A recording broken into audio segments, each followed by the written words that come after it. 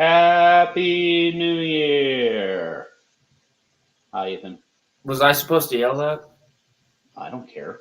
I Can't if didn't you know. want. No, I didn't say anything. It was just something that I thought of. Oh, No, fair. yeah, you didn't have to do anything. I Oh, mean, unless you want to. If you want to say it now, go for it. It's no, like the it's same to all me. good. Okay. But I just thought, kick it off differently. No big deal. Fair enough. And to say, hey, new year, new season for First Pitch Strike. Um, changed how we do seasons off and on throughout the last, I don't know, 5 years, I think is how long it's been going. 4.5. I can't count that high. If it's past one, I'm done. Maybe two. Yeah, I Figure can't. this last couple years, we just do calendar years, make it easy to keep track of. Helps out, all the fun stuff. I don't know which episode this is, but it's episode 1 of the new season, season 6. So good times. How you doing? I'm okay. And that's good. That's good. We I forgot the banner. Nice. Sorry. Nice. My bad. My bad. So it's been a couple weeks since we recorded. Anything fun in those couple weeks? Don't Hockey. answer the obvious one because we're getting there. Okay. That's next up. Okay. I promise. So Nah, not, I got nothing. nothing too exciting. How's Christmas for you? It was good. That's good. Oops. Need to turn my phone off here. Well, the ring off anyway. That's good. I liked it because, well, it was nice and relaxing. I really didn't do anything. Yeah. You had to do something because you came over to the house. So sorry for making you work. That's okay. I didn't do much. Yeah, fair. So, all right. So as I said, how was the end of the year for you? It was good. Because um, here's our next topic. How did you end, or how did we end 2024? I stayed at home for New Year's, but we did go to a hockey game. That's what We you're did talking. we did go to a hockey game. As I know, I've discussed many times. You've joined in. Shoot, we even had a hockey podcast one time. Um, we're sports fans. We love to get out and just have fun at hockey games, and we did that this year. Boy, did we ever! How was that? It was cool. Didn't turn out the way we wanted, but I mean, it was a close game till they pulled the net. Once there was an open net, it just kind of went downhill. yeah. But I still feel like I was stealing the entire night. You gotta be. Anytime you go in that place. so So we like to get good tickets when we go down to Denver, right? Anywhere. Yeah. Sometimes you can, sometimes you can't. I don't know. When we went to Las Vegas, your seats were pretty decent, weren't they? They were in the Fortress. So I was surrounded by Knights fans. It was literally just me. Uh-huh. I took a picture with the mascot. That was cool. I picked Yeah. on him a little bit. He picked on me. That was cool. But Yeah. no, the Fortress is where the band plays and stuff. If you guys Oh, that's have right. watched TV, that's where they do during the commercial breaks and stuff. They have the not announcers, but the special events people there Yeah. saying stuff and doing special events, and that's where they ring the siren before the game and everything. And so, yeah, I mean, it was a pretty good view. It was right behind the net. Yeah. Yeah. Well, the first time we went down to Denver in season 1 for Seattle, um, we sat ringside, It front was row, glass. right behind glass. Yeah. No, it was glass. We were on Yeah, glass. we were on the glass, ringside. That was fun. I liked Yeah, it. But I think the tickets we had last down there the first time, when even though they were actually in row 2, I think because it was behind the net, we could have gone downstairs. yeah. I'd have to double check, but I did find out where those tickets get sold, which seats qualify. So what I'm talking about here is we actually got to go into, what was it, Club Saturn or Saturn The Saturn Lexus. Lexus Club. So basically, our seats, we were fourth row, right next to the Seattle bench where they go through the tunnel to get in the locker room and back on the ice. And the usher there, well, she didn't know, so I don't blame her for not saying anything. But our tickets let us go to the Lexus Club, get free food, free drinks, anything we wanted. And that food was freaking good. Yeah, the mac and cheese was 5-star mac and cheese. But the food was, they had what, prime rib down there, didn't they? Oh yeah, they were cutting it for you. Yeah. Everything. Yeah, chicken strips for the kids, if they had kids that had tickets there. Anything you could eat, drink. Yeah, mac and cheese was really good, like you said. I had the, I don't remember. Yeah, the fruit. Oh, the fruit was really good. But even the bar was unlimited, all you can drink bar. Yeah. You name it, you could have it. The fruit was really good because I had some of that. And they put some sort of a glaze on it that just like drew out the sweetness of the fruit. It was spectacular. I don't even know what the glaze was, but it was good. You probably should have had some. I was at a hockey game. I wanted popcorn. That's fair. Popcorn. That's fair. And the popcorn was free. Yep, popcorn was good. So, but yeah. So I started looking because I'm trying to convince Mom she wants to go to the first responder game. And yeah, those tickets aren't as cheap. Probably not. Because I've tried looking around in that area. Nope. Not a chance. Not a chance. That's funny. It's rough, but oh well. So yeah, that's what we did. We enjoy going to hockey games. We're sports fans. I just finished watching Seattle end their football season. Then they switched over to the Jets-Dolphins game. And I might have seen Aaron Rodgers' last touchdown pass too. Which, I don't know. He should, my opinion, I think he should retire. He's getting up there in age. He's, what, 40 now, isn't he? I think so. Yeah. He just doesn't have it. Of course, anybody on the Jets team that plays quarterback doesn't have it.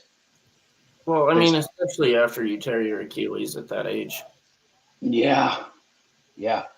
There's two teams where quarterbacks go to die or start their career at and die, and that's the Jets and the Browns. Just saying. I hate it for those fan bases, but I don't know what it is. It's just weird. Oh well, such is life. So that's the end of our 2024, being sports fans and just enjoying life. But also ending 2024, baseball lost a good one in Rickey Henderson. Ethan, you never got to see Rickey play. But highlights, you ever watch those? All the time. And I used him in MLB The Show. Okay, that's fair. I bet you get a lot of stolen bases, don't you? I was going to say easy to steal bases with.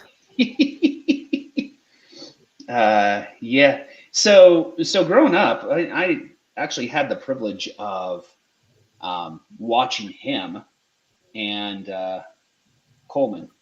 Cannot remember Coleman's name. But he played for St. Louis, Cincinnati. I don't remember. But watching those two, it was a lot of speed on the base paths. And Rickey routinely was the trendsetter, the standard. Did you share with me Harold Reynolds, or did I share with you Harold Reynolds' story when he won the stolen base? I shared it with you. Yeah. I mean, how funny is that Rickey Henderson calls him at the end of the season, says, "That's nothing."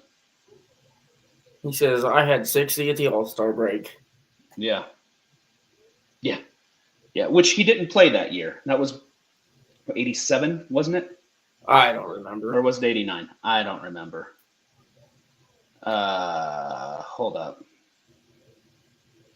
I got this Coleman is gonna bother me.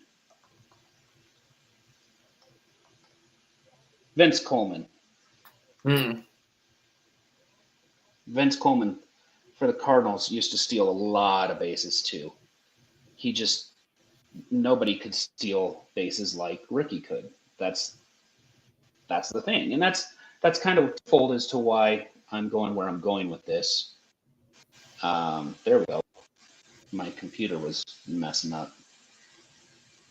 At the Your end of 2024's, what was that? your picture's frozen on my end, but that's okay. Keep going. Yeah, well, that's what it froze on me because I had to switch over. So 2024 saw the passing of some, I don't know, generational players, I guess we could say, because that's kind of where we're going. But I wanted to just kind of honor those that, uh, you know, had life happen and passed away this year. And this one isn't really a player, but he definitely did change the way owners operate, and that's Peter Angelos, owner of the Orioles. He kind of set the standard for how owners looked, and he was there. He was the one who kept Cal Ripken in Baltimore. Kudos to him.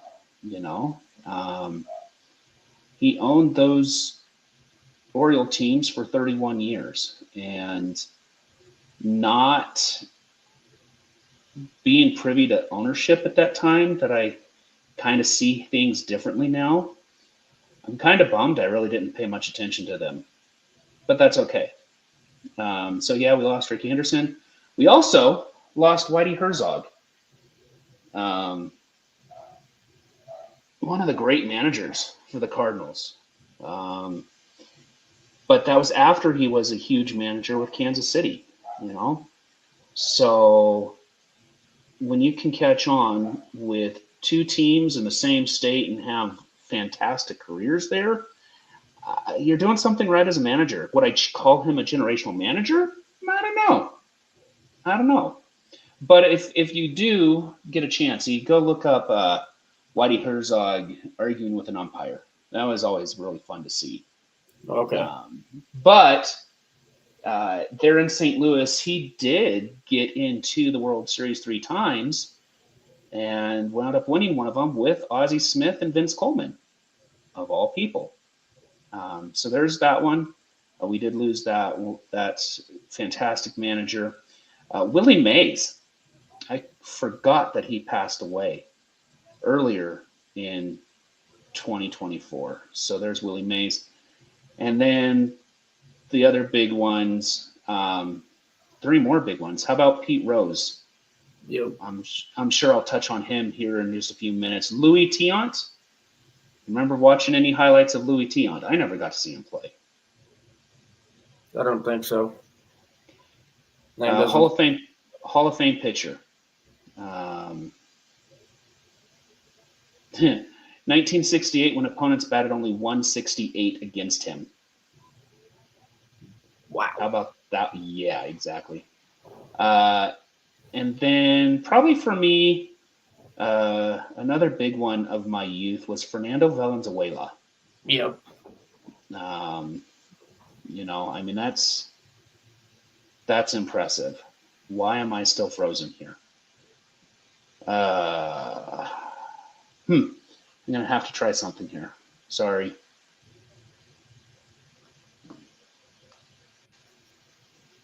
Let's see if this works and see if this really jacks everything up.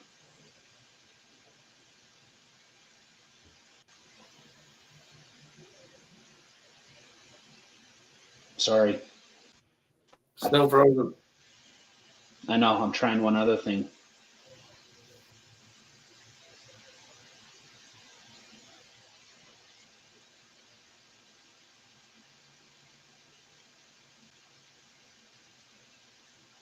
That didn't work.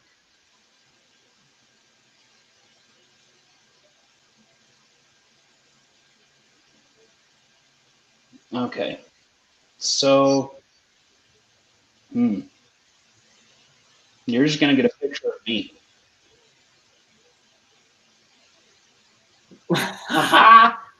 That's funny. I'm waving my hands. I have no idea what just happened. Yeah, I don't know.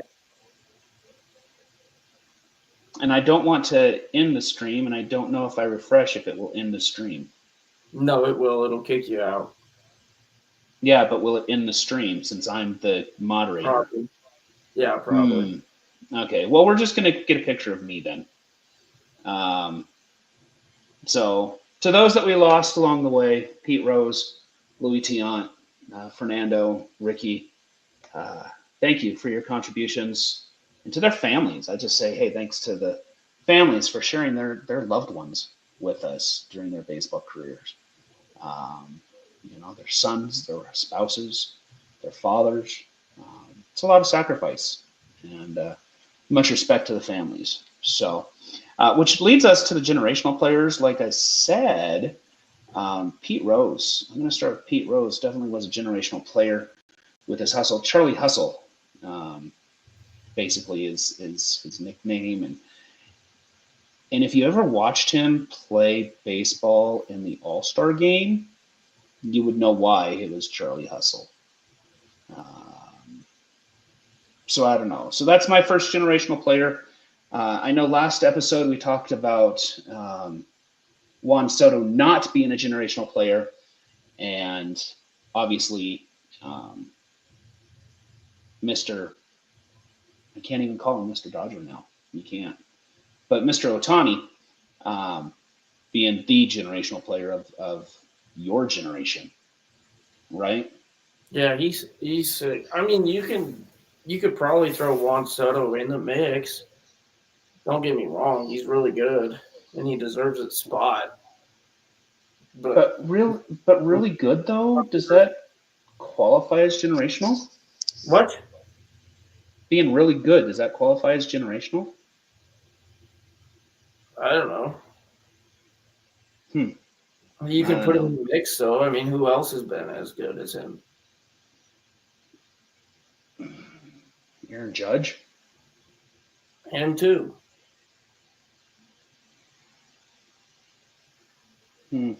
I don't know, but I know we started this conversation. We were heading. Was that heading down or heading home from the hockey game? I I don't think he remember. was heading home. I don't know. I don't remember. But I figured starting the new year, starting a new season, um, considering there's not much baseball going on, some signings, yay, some controversy about how the Dodgers are spending the money. Yeah, I get it. Um, Depending upon which Twitter feed you're looking at, San Diego, Minnesota, um, Colorado, as always, St. Louis, these fan bases, rightfully so, are kind of losing their minds because they're either not spending to get the marquee free agent, they're looking to deal the free agents to be, or the high salaried players. Ironically, the reason Colorado dumped Arenado was because of salary, and now St. Louis is trying to dump him because of salary, which I think is funny, but that's a whole nother story. So I figured instead of doing like a Mount Rushmore, because everybody likes to do their Mount Rushmore of first basemen or quarterbacks or whatever the place is, or football players. No, I don't want to do the same old, same old. I want to talk generational players. Is that cool? Sure. So, which hat do you have on tonight? Some California Republic hat or whatever. Oh, okay, that's fair. Um, so generational players. Do you have a qualification for generational player?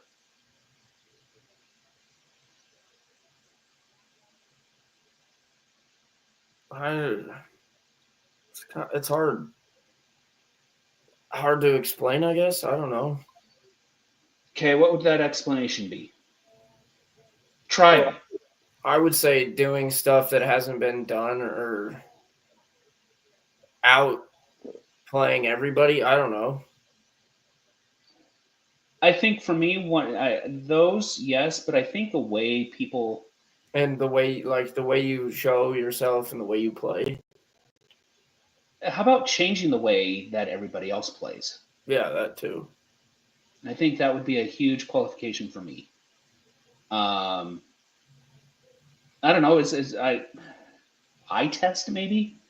Because you watch the Little League World Series and all these kids. Who's your favorite player? And Aaron Judge and Nolan Arenado and Shohei Ohtani. All the big ones that everybody watches and agrees with. And I really like it when you get that catcher because catchers are a different breed who come up and say, I don't know, Travis Deneau. I think that would be not that Travis is a generational player, but when you get a kid that can pay attention to everybody on the field and say, no, I play this position, I want to emulate that guy. I think that would also be part of the qualification for generational. Is that fair? Yeah. Okay. So here's our qualifications is to naming them.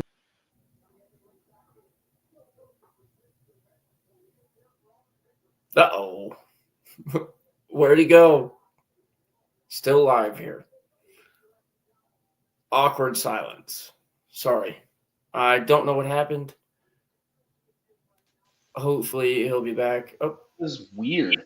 there he is. I tried to clean off my mouse and it completely kicked me out of the room, so I apologize. Hey, I'm back. Yay. Sorry about that, Ethan. Didn't Okay. high and dry. Apparently, no, if I leave the studio, it doesn't end the stream because I didn't hit in the stream. So now we know. Yay. Hopefully you've had a little more time to think about this because I kind of did give you a heads up earlier this week that we'd continue the conversation. Generations include generations that I have seen, which opens the door up for you for guys from 80s, 90s, 2000s today. Good. Okay. Do we want to go by position or just throw random guys out there? I think I'd like to go by position just to keep my mind straight. Position's probably easier. Okay. I'm going to turn off my mic. I got to step out for just a second. We'll start with you. I can still hear you. Give me one. Do you want to start infield, battery, or outfield?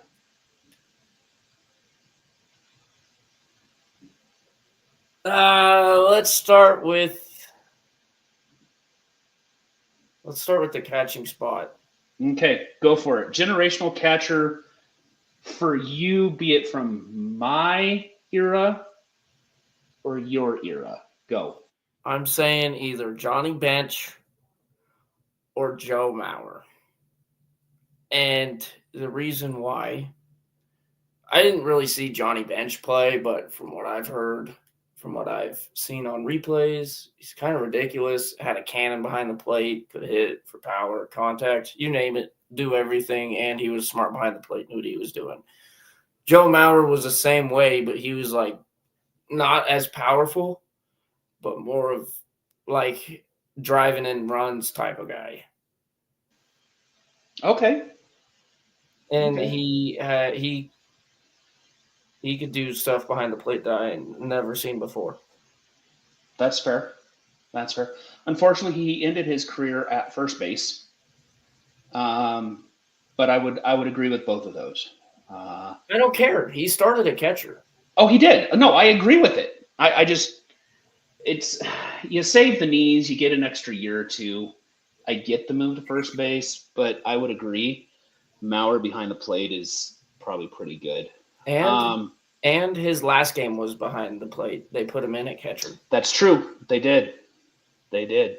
I did forget that. So, for me, I really never paid much attention to catchers. I hate to say it, not because they aren't important.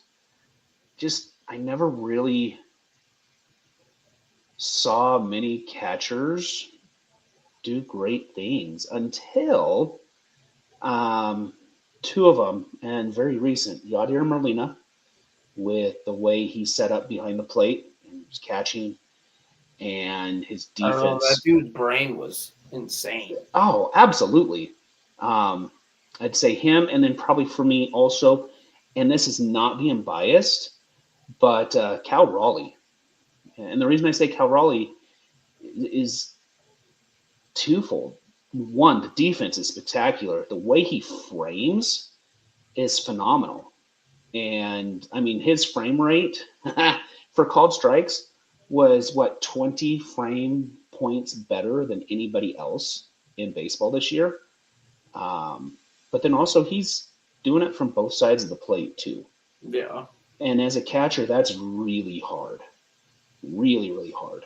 And the way he handles the pitching staff for Seattle, with how young that pitching staff is phenomenal. Um, you don't get that very often. And Yadier was the same way. You know, he could handle a very young pitching staff on up to the most veteran Adam Wainwright type guys. Yeah. And I would say those two for me are the generational. Um, and Johnny Bench, I know I mentioned it back when we were going down. Johnny Bench, he saved heads. That's why a lot of catchers wear the masks that they do nowadays. Yeah. So, how about first base? I don't even remember what I said. No, I don't remember either. Oh man, Todd Helton? Okay. Maybe? Okay. I could go for that one. And what set him apart? We got to have that qualification. What set these guys apart that said, yeah, these are generational players? He was a leader that you needed. I mean, they might have not won a World Series, but he helped carry the 07 team to a World Series. Okay. I can dig that. And I mean, their team was kind of stacked, but yeah. And he stayed with the Rockies his entire career. Something you don't see nowadays. Not a lot of guys stay with one team their entire career. I agree with that. I've got one for you. And I hate to say this because of the team he was on. But he was one of those guys that definitely changed how first base was played. And that's Don Mattingly. He I can't say he revolutionized the position. He definitely did change the position offensively. Smart as I mean, one of the smartest first basemen I've ever seen. And not to say first basemen are dumb, but nowadays you see a lot of catchers becoming managers. You don't see many first basemen being managers, and he was a manager for a while, both in Los Angeles and in Miami, and he was good enough offensively that you didn't want to lose him. So thankfully he played in the American League during his day. But also his defense, you didn't want to lose him because he wasn't really that bad at defense either. So there's my generational player at first base. Second base.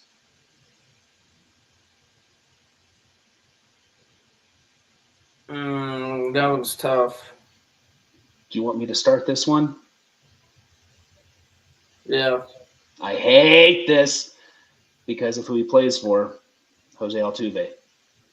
That's honestly who I was going to say, or I was going to say maybe Chase Utley.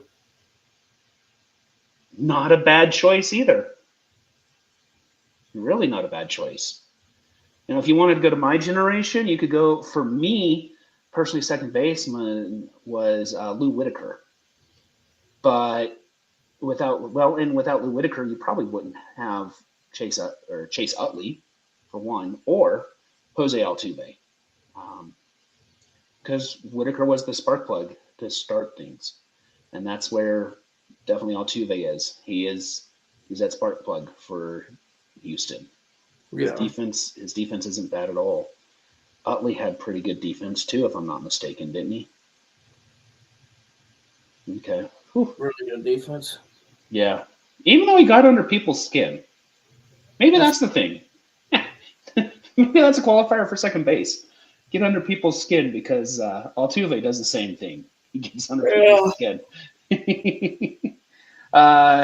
Shortstop.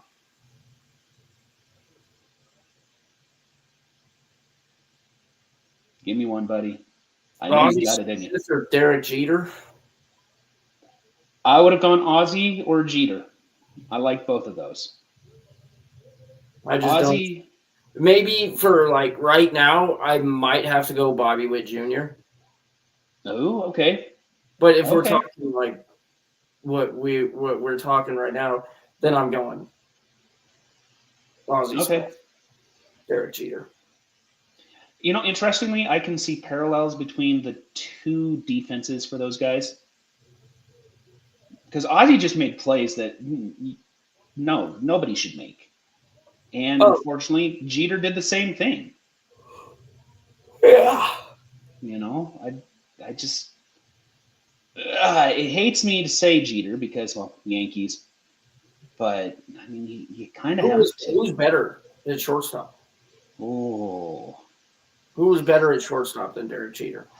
Yeah, nobody. I could see somebody from Boston trying to say Garcia Parra. No. I can't. I can't.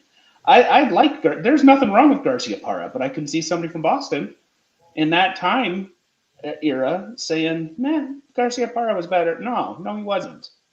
Jeter, hands down, no contest. Yeah. You know, so oh well. Third base.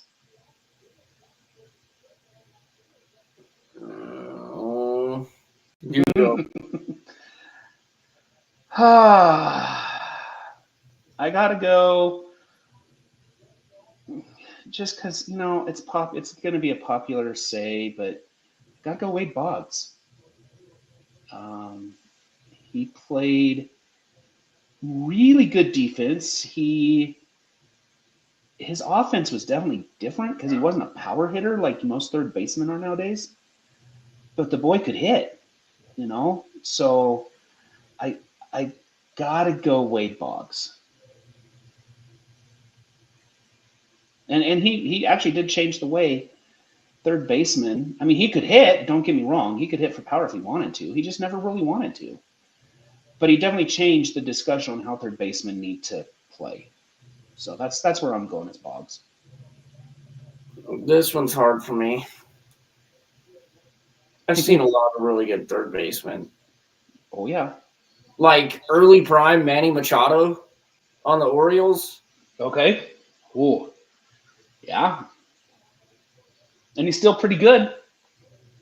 Nolan Arenado. Adrian Beltre. Oh, I like Adrian. I'm probably going to go with Adrian, though. I was going to say Adrian advantage is he started that whole, maybe not started the whole thing, but he definitely carried the third baseman hitter for power. Yeah. The on the knee swing created that. Oh, yes. Yeah. Don't touch his head either, by the way. No, don't do that. I like that pick. Boggs and Beltre. Huh. B&B. I like that. Okay, let's go to 3 outfielders. Give me 3 generational outfielders. I'm going to start with the easiest one, Mike Trout. Okay. I like it. I know who would disagree with me. Not many. Legitimately not many. And in my opinion, not many. No. Okay. 2 more. Mike Trout. Shohei, if you classify him as an outfielder and pitcher, or DH. So he did play outfield. he did before the Ohtani rule kicked in. Yeah. Okay. I like that one because if you go pitcher, you could throw him as a pitcher. So yeah, we'll just have the Ohtani classification. How's that sound? All right. So do you want to go one or two more since we have the Ohtani classification? We'll do two more. Okay. Man, this is hard. There's a lot of outfielders. I know.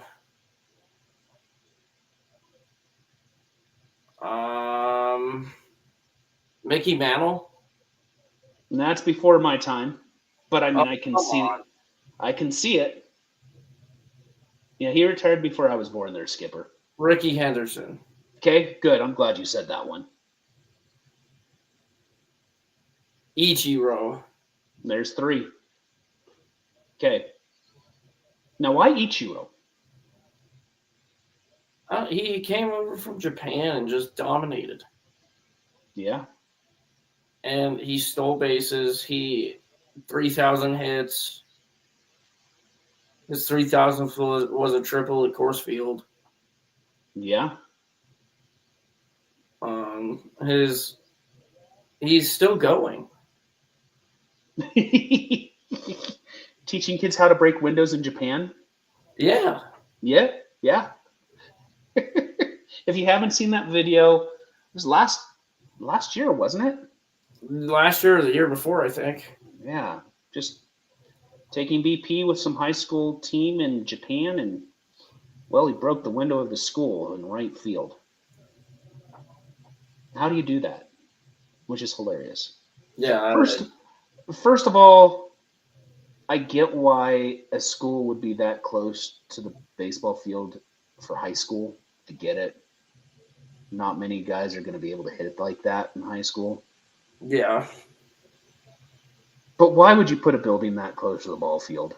Let me ask, how are you hitting a ball that far at 50 years old? That too. That's a good question there. Yee. So for me, my outfield. Man, it's going to be Seattle heavy, and I hate to say that.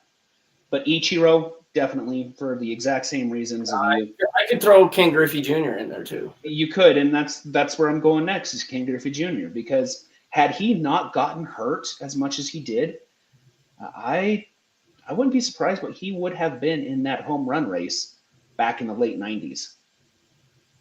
I could have easily seen him trying to chase down McGuire, Sosa for the home run lead. But he got hurt, and injuries ruined his career. And that's the downside. And yet, it's still a Hall of Fame career. An absolutely Hall of Fame career. I think Ichiro gets in on first ballot this year.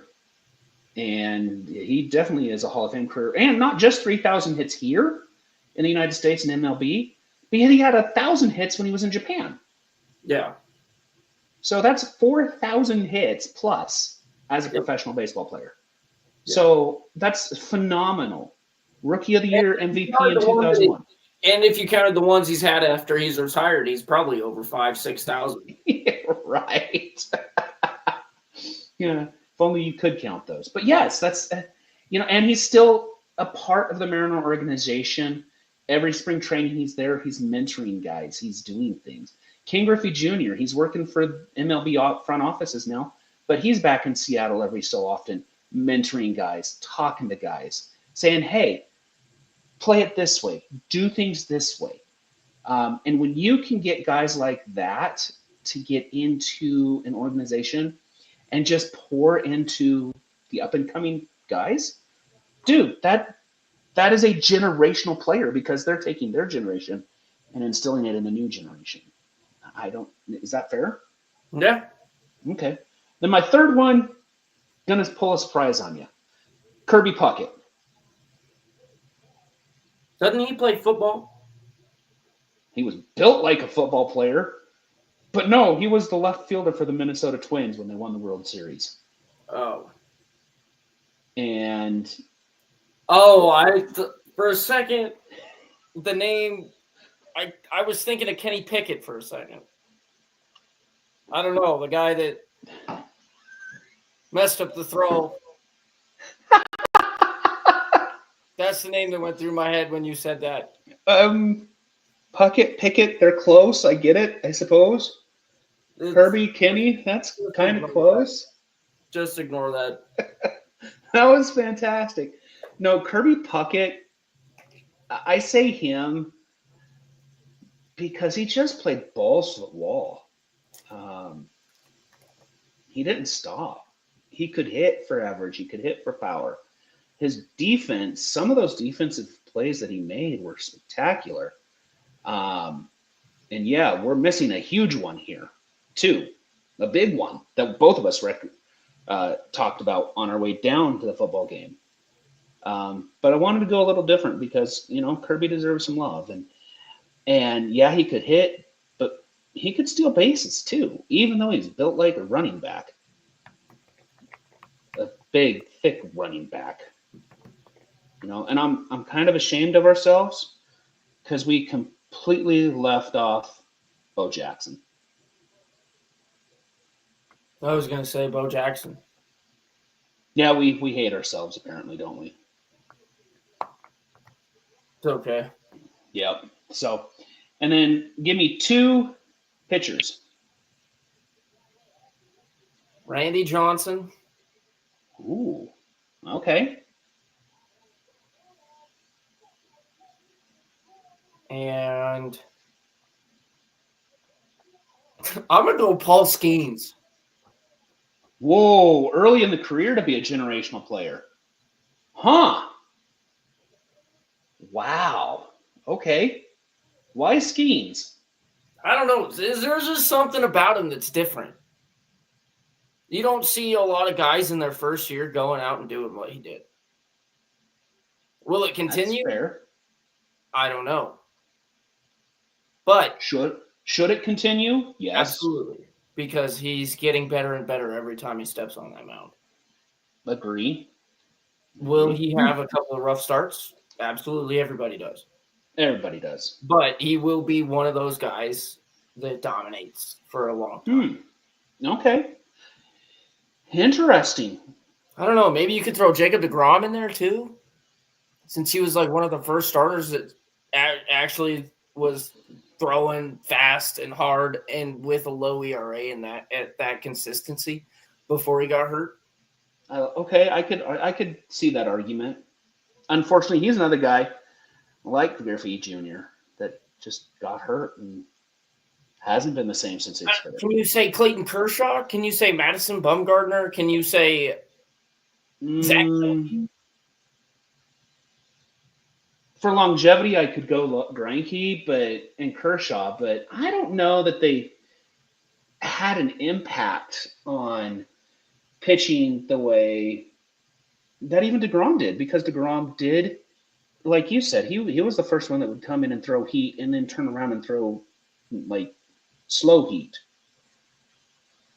I guess is the best way to say that. So I can't get Greinke. What about Matt Kershaw? Scherzer, nah. Scherzer plays games. I could see that. I can make an argument for that one. Scherzer plays. Verlander. What about Justin Verlander? Verlander and Scherzer play mind games. They're all in your head. Verlander's thrown 3 no-hitters. Yeah. 3 World Series, whatever. Well, would you like my 2? Sure. Greg Maddux. That's a good one. And Nolan Ryan. That's a good one. I was going to throw those guys in there too, but everybody knows. Everybody picks them, but there's a reason why everybody picks them. Because Greg Maddux would aggravate pitchers or hitters, except for Tony Gwynn. Tony Gwynn, I should have gone Tony Gwynn with the outfield for generational, but that's okay. Yeah. Tony Gwynn never really struck out much including against Greg Maddux. But he still struck out against what? How many times did he strike out against Greg Maddux? Once? 3 times? Maybe. I don't remember.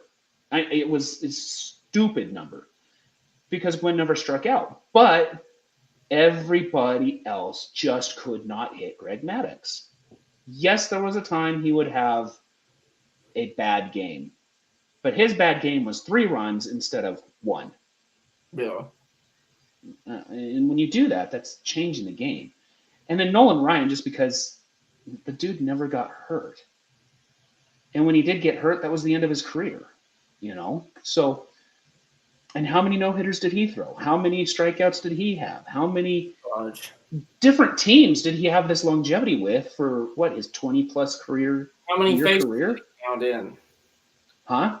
How many faces did he pound in? 1. There you go. That's all you needed. There you go. For him, yeah, that is all you needed because nobody else messed with him.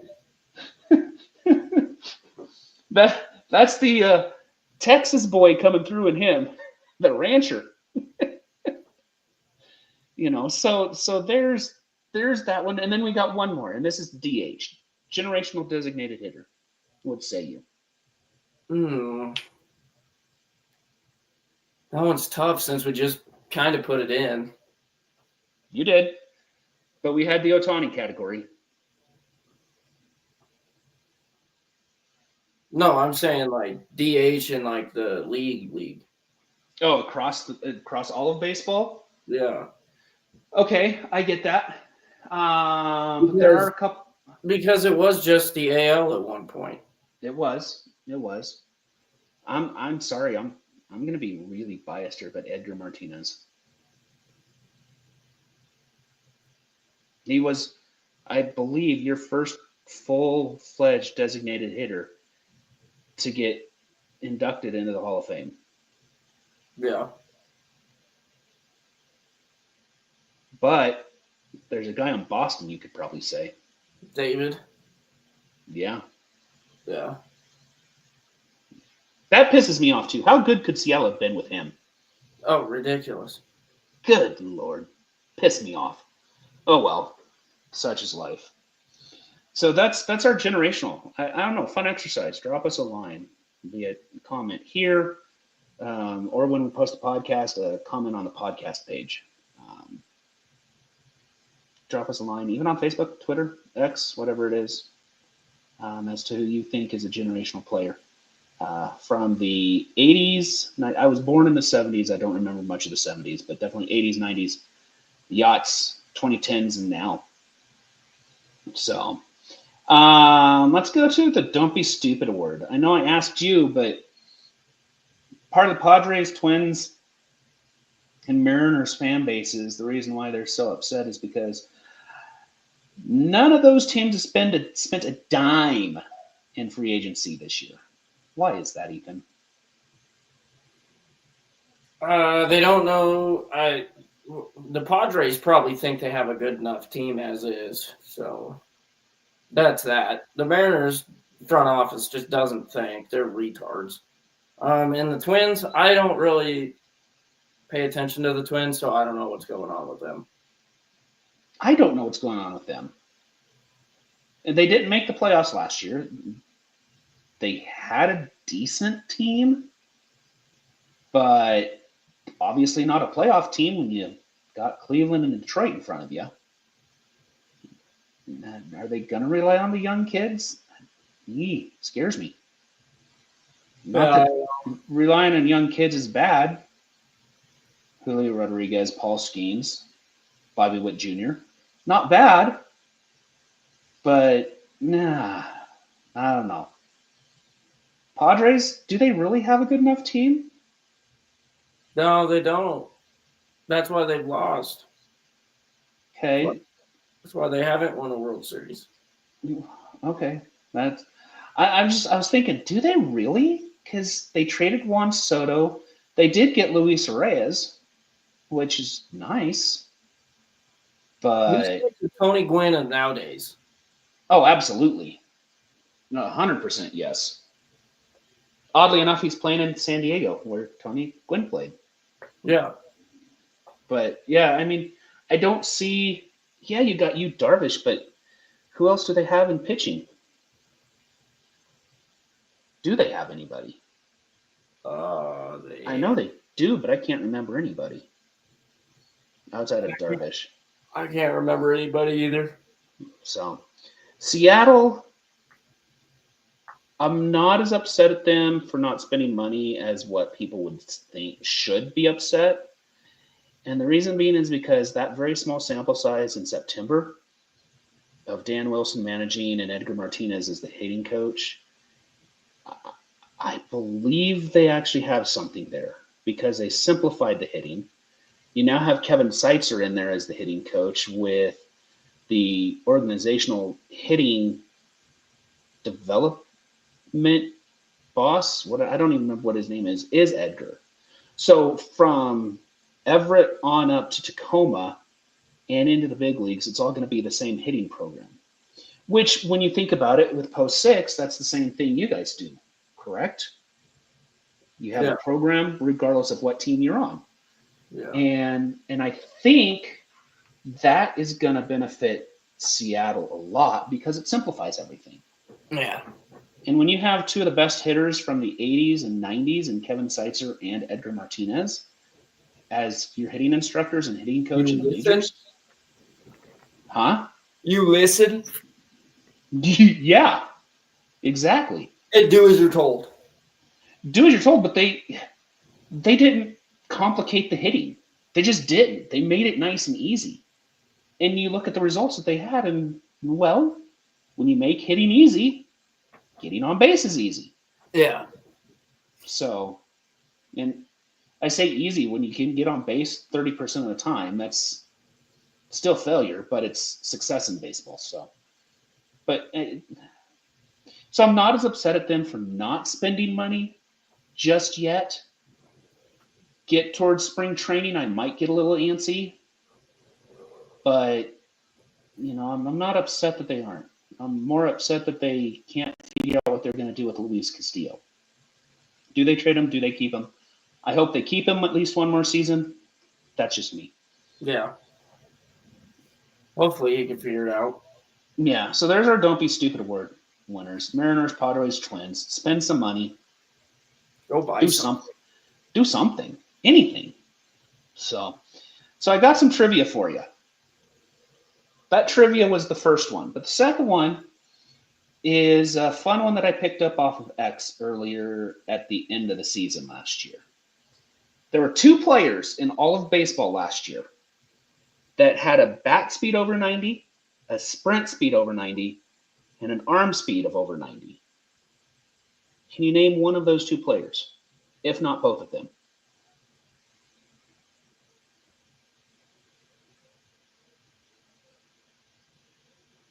Do I need to cue the trivia music? No, I'm going to go off a ledge here and say one of them was Brenton Doyle. Okay. For the Rockies. Okay. No. Arm speed, definitely, yes. But not sprint speed. I don't know. He was pretty fast. That's why I said it. I agree, but no. Julio? There's one of them. Bobby. No. He was close, but no. Go to the National League. Shohei? No. Go a position player that had to switch positions in the middle of the season.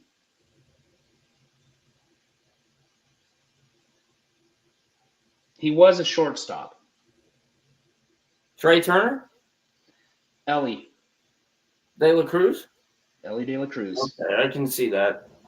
So Julio had a bat speed of 96, sprint of 96, and an arm of 90. And Ellie De La Cruz had a bat speed of 90, a sprint speed of 100, an arm speed of 90. And that is a very good sign for baseball because those are two of the brightest stars, up and coming stars in baseball. You don't get the Aaron Judge, you don't get the Juan Soto, you don't get the Freddie Freeman would never have a sprint speed of 90. but I almost said that, and then I stopped myself and like, Freddie Freeman has never been fast. He scored from first base on a pop-up. He did it in spring training. Come on, that's spring training. It doesn't matter. It's first to home. I mean, if you want to do that, Rowdy Tellez scored from first base on a double. Prince Fielder hitting inside the Parker. Prince Fielder has more inside the park home runs than Rickey Henderson. That is true. Which, when you sent that to me, I'm like, no. Yeah. True. He did. So there's your trivia for the day. Glad you got one of them. But yeah, Ellie De La Cruz and Julio Rodriguez. I was going to say another one was maybe Ronald Acuna, but he tore his ACL again. So. Yeah. Yeah, when you tear your ACL, that's not good. It will almost automatically disqualify you because you have to have a certain number of at-bats too in order to qualify, and number of chances and whatever else they qualify it as. Yeah. So, any final thoughts? No, not really. Not really. So one of my final thoughts is, and this is obviously something we'll discuss off camera in the coming days, but I kind of want to try and make sure we do at least every other week. I know it's going to be really hard during baseball season, but during baseball season, I have other ideas that'll come up that hopefully will work, that may not include you just because I know how busy you are. But we'll obviously see how that goes, and definitely for the future. But that's one of my goals is every other week, at least, if not every week. How's that for a goal? Achievable? Yeah. Okay. Which means I also have to pay more attention to how fast time flies. Same. Which is kind of rough on some days. Yeah. So, that's my final thought. Final thought also, we're about a month and a half from spring training, pitchers and catchers report. What is it, the 12th or the 14th? I don't remember. 12th. I think it's the 12th of November. So about 30 some odd days. I can't count that high. I'm excited. Are you? Yeah. I just want the nice weather. You're not going to get it this week. Sorry. Nope. Not this week. Actually, you may not even have to go to work tomorrow because it's supposed to snow tomorrow. Oh, nice. Yeah. To be honest, I forgot what time I work, so I probably have to call them. Yeah, that would be a good idea. Yeah. That would be a really good idea. So, that's my final thought. As for anything else, Ethan, if people want to find you, where can they find you? Find me on Facebook, Instagram, just type in my name. It should pop up. Cool. As for the podcast, you can find us on Facebook, Instagram, X. Just search First Pitch Strike. Not hard, not complicated. I post more on X as First Pitch Strike just because I'm usually on X anyway, and it's just super easy to switch back and forth, especially when I'm on my phone. So hopefully I can improve my abilities on X when it's not during the season when I'm not watching games. But yeah, that's where I post most stuff is on X. But Facebook, I try and at least post the podcast, the episodes, all the fun stuff there.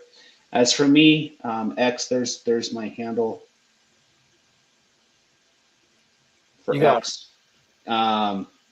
And then Facebook, Instagram, Snapchat, and then also I, for whatever reason, started a Threads because somebody had posted something that I found quite interesting. So you can find me on Threads too. Just search Aaron Casey. No, I don't do anything on Threads at all. If somebody posted something interesting, I'm like, let's go look. And they're like, you can't see it unless you sign up. So I'm like, I hate you, Meta. I hate you, Meta. So I signed up. Haven't I don't even know if I've posted anything on Threads, truth be told. Fair enough. Oh, well. So search me anywhere. Basically, you can find me. Other than that, I am done. We'll be back 2 weeks, give or take, schedules and all that fun stuff. So, Ethan, what do you say? Have a good night. Right on. You guys know what this means. Well, I love you. There you go. Yeah. Good thing I took sign language, huh? Yep. I still remember some stuff from sign language too, which is quite entertaining. Really entertaining. So anyway, that's it. Ethan, thanks for the sign out. I'm Aaron. And other than that, peace out.